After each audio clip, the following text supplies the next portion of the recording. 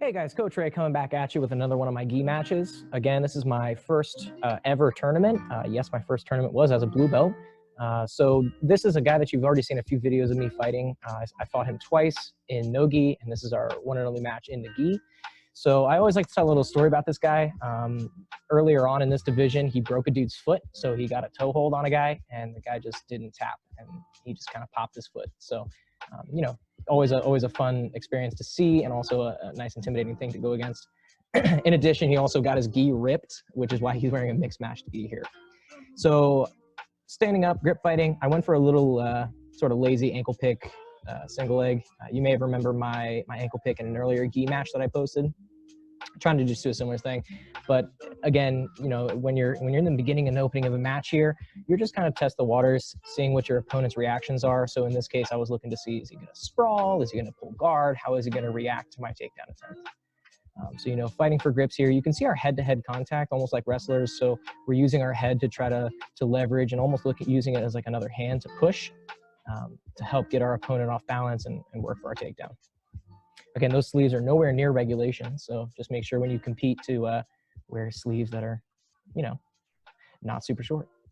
So you can see his hands are covering up his collars. He's trying to prevent me from getting my grip. So I just go in for a same side collar grip, going for a little snap down here. Again, try for that ankle pick. Didn't quite work. So I believe he does pull guard here at a certain point, and right here, boom. So as he pulls guard, I squat down, I get into my base. I don't want to get swept, so I still have this grip on his collar here. Just kind of threaten a little bit. I'm not really trying to do a collar choke or anything like that, but I am just trying to keep that hand busy, keep him occupied, so that I can start to work for my pass. So this particular match, there's no submission, but there is a lot of cool exchanges, and there's a little controversy at the end, which I want to talk about. Okay, so you can see he's got a little pistol grip here. So you can see his right hand holding onto my sleeve. So there's two main grips that you can get on sleeves. So those would be the cuff grip and the pistol grip. The cuff grip is the more common. That's where you literally cuff up the material. And then this would be the pistol grip where you bunch it up and grab it. The cuff grip gives you a little bit more flexibility, and it's also more difficult on your fingers because your hands are literally entangled in the grip. The pistol grip, though, is much easier on your hands, but it's just a slightly weaker grip overall. You don't have quite as much control over your opponent's limbs as you would with the cuff grip. So keeping my hips up high, trying to avoid the hook. So I'm using my left hand to start to push his foot through as I back step. I come up here into the Dars, using a lot of Dars chokes at this time. So he comes up wisely on the single leg, and I do believe he gets points for that single leg. Okay, so let's run that back here. So little pass attempt, back step here with my right foot. And as I come around, my right hand goes over his arm. So I'm overhooking his arm here, and I'm coming out by his head, and I'm using my left arm to lock up like a rear naked choke grip. And as I catch that, he wisely comes up on the single leg here and uses that to take me down. I try to use my right foot rather, to almost like a butterfly sweep to knock him over. He does a nice back step to regain his base and his composure. So I'm trying to scramble. Generally, you know, in competition, if you're able to maintain or get back to the guard quick enough, there's not going to be any points scored against you. So I think, unfortunately, at that point, I was not able to get back to guard fast enough, and he did get the 2 points for that sweep. So we are way out of our bounds here. I do regain my guard, but he's doing a good job. He's pulling my foot up. He's trying to pass over on my right side. This is one of the closest matches that I had of the day, definitely my closest match with this guy. All right, so we have to reset here. So when you're resetting, that's your time to check the clock, check your points, see how you're doing. I know that I am now down on 2 points, so I've really got to try to push the pace here. Okay, so we reset, and we're back to close guard. So I'm just opting for a basic collar and sleeve position here, nothing super fancy. So I'm trying to figure out a way to get him to stand up so I can start playing open guard. So one way that you can do that is just throwing threats at them. So not, you know, super serious submission attempts, but, you know, arm bars, triangles. In this case, I'm going to opt for a little cross side sleeve collar drag or arm drag sort, and that's going to get him to stand up. And when he stands up, that's going to help me start to play open guard here. So I'm just kind of slipping in the De La Hiva. I have double sleeve grips right now. Pull him in, push him out, get De La Hiva, switch to the collar grip, and elevate for an overhead sweep. And that's how I get 2 points. Okay, so I'm going to run that back a little bit. We'll kind of diagnose or take a look at what was happening here. So again, I threatened this little arm drag here with his cross sleeve grip. And as he pops up to his feet, I'm immediately switching the grips going in for ankle control if I can. So I'm trying to go De La Riva on this side, didn't work, so I opt to switch to the other side. Double sleeve grips first, push him away, and as I push him away, that gives me the opportunity to slide my left foot over, hook it underneath his knee, and get back to De La Riva. My left hand releases the sleeve grip, and I go down to the ankle grip here. So what I want to do at this point is I want to get a collar grip here with my right hand, and I'm going to use my right foot to really push his hips backwards. As I push him backwards, he's going to try to drive back into me, and that's going to allow me to help elevate him to take him over for the sweep. So here I go. I'm going to push him away, opt for the collar grip here. I'm using that collar grip to pull his head down to expose his shoulder to the mat, and I'm using my left hand to control his descent down. So he does a good job posting out. Almost tries a little back step again to defend the sweep, but this time I back roll. Just make sure whenever you go for an overhead sweep, just watch your neck. Make sure you practice your back rolls. Okay, so I end up here in his half guard. We are now tied up. I believe it's 2-2 right now.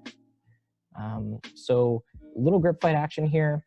So we're going to start to get into where the controversy takes place here, because there's a nice little scramble that occurs in a few moments here. So he starts setting up like this little X guard, single leg X, like a waiter sweep type of sweep. It was a nice little sweep, but he's not going to get points for it, and we'll kind of talk about why maybe. Okay, so I pop up here. As I pop up, he underhooks the leg, slips his left foot under, comes up into X guard, brings that left foot over, or the right foot over for the single leg X, loads it up onto his shoulder here. So I'm just trying to maintain my balance. Left hand posts back. And there's my left hand posting back, boom. Okay, so he's gonna use this to underhook my leg and come up on top. So the clock's now ticking, okay? If he's able to maintain this position and solidify, then he's gonna get his points. So you notice as soon as he popped up, I started attacking for the triangle and making him immediately off balance. So with that, I was able to reverse and get back up on top. Okay, so let's take another look at this transaction here. So he comes up, underhooks the leg, pops up with the sweep. As soon as he pops up, I slip that left leg over the shoulder, start shooting for the triangle. Now, of course, I have his head and his arm, but I also have his leg in between as well. So there's no way that I'm going to be able to hit the triangle. My legs are not that long enough. You know, crazy enough. My legs are not that long. But as he comes up, what I'm aiming to do is just constantly keep him off balance, because if he's able to maintain the position for 3 to 5 seconds, then he's going to get the points. So what I do is I constantly threaten him. So I then come up here with another back roll to get back up on top. So he did not get any points for that. So now, as soon as I get up, though, I immediately pass and go right into knee on belly. Again, 3 seconds, staying in the knee on belly, I would get points for that. So I'm just trying to drive that knee down. His knees are not coming back into defend. My knee is clearly on the side of his body. Okay, so we reset here. Now this is where the controversy happens. So you're gonna see the ref. Okay, so why was the referee pointing to the side of his body? So there was a bit of a controversy. My opponent's coach was saying that he should have gotten points for the sweep, and I should not have gotten any points for the guard pass and the knee on belly. So the referee was pointing to his side to show the coach where they score the knee on belly position, where the knee should be placed in order to get the points. So he was just, again, referring to the opponent's coach saying that I did, in fact, get those knee on belly points. So, you know, controversies happen, but what can you do? So we reset. Now, this is where it starts to get intense, because I am technically up on points. So if I'm able to just maintain this position, then I'm going to win. But he's going to really scramble to try to get the takedown to get 2 points. So he comes up on this single leg attempt here. So I'm just going to really base out hard with my left leg and just try my best to stay up on my feet to prevent him from taking me down. So he's going in for this single leg. He's going to then transition to a tight waist to try to duck under. And I'm just going to keep circling to try to defend.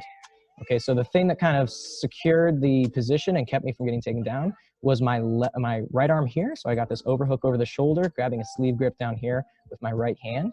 So I'm using that to pull his shoulder down to the mat to prevent him from ducking out and getting to my back. And I was successfully able to defend until I was able to get the win. So, you know, I had 3 great matches with that guy. You know, really cool dude. I hope we have a chance to meet again in the future. But until then, you know, great rolls. So guys, thanks so much for watching. Hopefully we have some more commentaries for you soon. Until then, we'll see you later. Take care, guys. Bye-bye.